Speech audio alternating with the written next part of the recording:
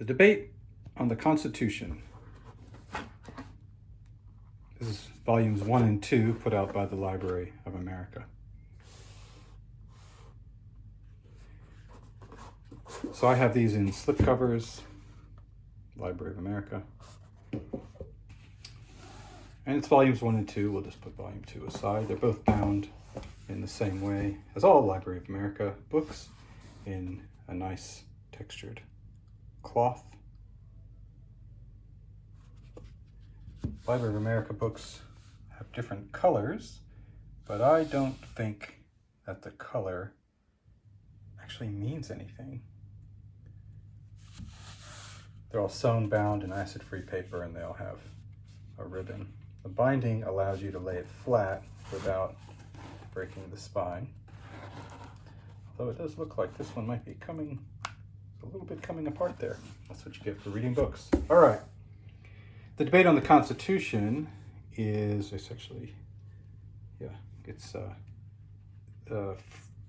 they basically cover, I don't know if it's every single one. The Library of America is usually pretty good. And I believe it covers every debate that happened, that they could collect, every letter that they had, every personal letter that they were able to collect that was part of the debate, every article in the press, and then also the actual speeches that were written. Maybe I'm going too far by saying every single one. Maybe it's not a completist kind of thing, but it's a lot. There are, as you can see, we're talking, more than 1,000 pages on this first volume, and then there's the second volume. So you don't get Library of America for illustrations. You don't get Library of America for really thick cardstock paper, because that's not what's going on, but you do get it for their accuracy and for the content.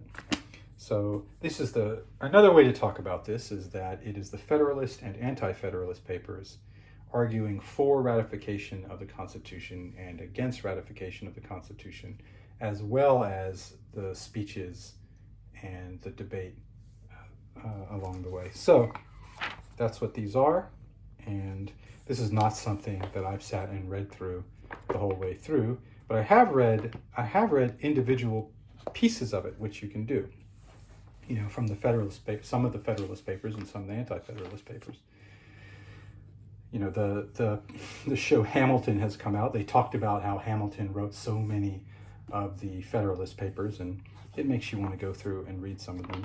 But also, when you're talking about how to interpret the Constitution, it makes sense if you say, well, what did they really mean there? If you can go back and read some of the things that they talked about, then you can get a pretty good idea, or at least a better idea, of what they actually meant. So they say something in the Constitution, it's 2 lines in the Constitution, what did they mean?